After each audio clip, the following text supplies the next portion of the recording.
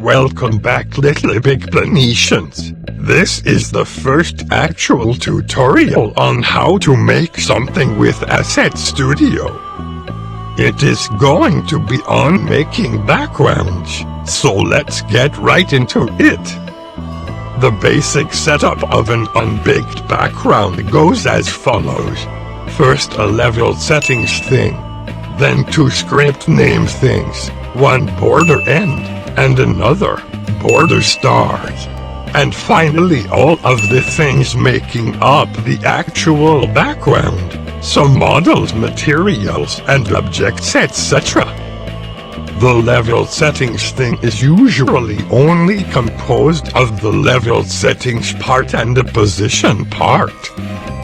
This thing is what controls the global lighting. There is a list of presets that are basically the daytime lighting setting in-game. The top of the list is the left side of the slider and the bottom is the right. The game just interpolates between these presets based on where the slider is positioned, so you aren't forced to just day, noon or night. You can have as many or as few presets as you'd like.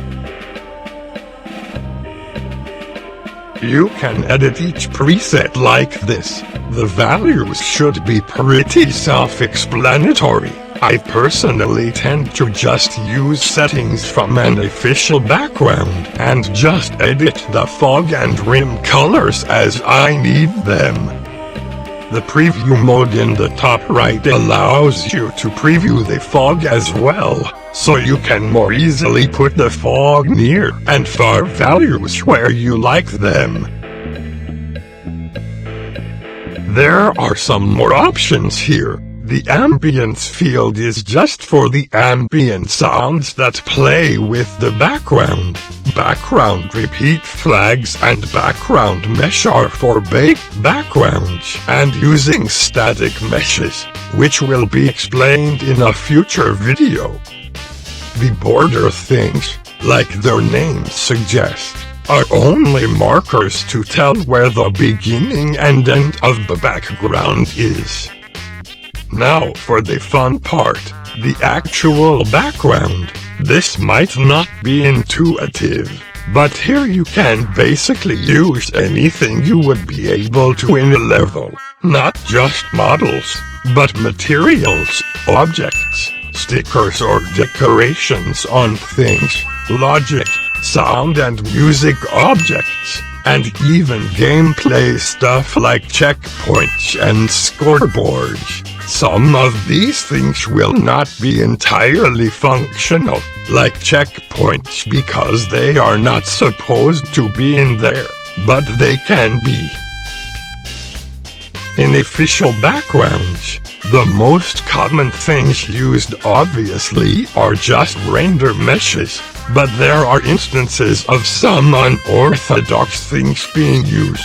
Most notably in LBP 1 blank, and tutorial background and material is used for the borders. Little less known is sound objects being used in LBP 2 backgrounds to add extra ambient sounds to specific parts of it. For example, in DaVinci's workshop background, there is a sound object on the outside area.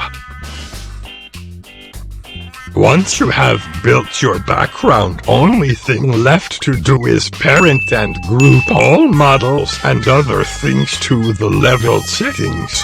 This is done because otherwise all meshes will become floating decals and basically just be spawned as tangible things into the actual level.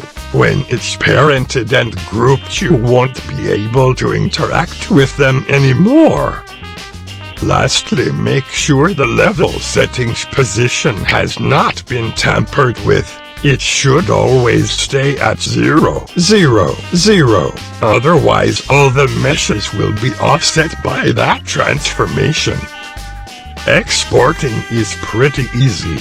It only needs the background type checked. Optionally, you can set a restriction for a level or pod only background. This is only available for LBP 2 or 3 exported backgrounds. I also have set up templates to make this easy.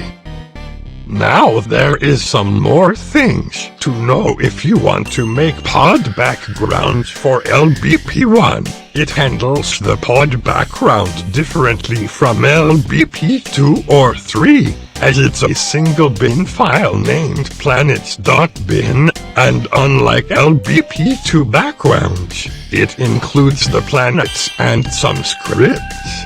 Without them, the pod will malfunction.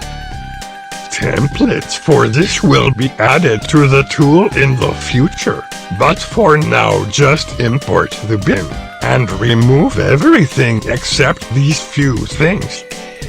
You can add your background to the scene now.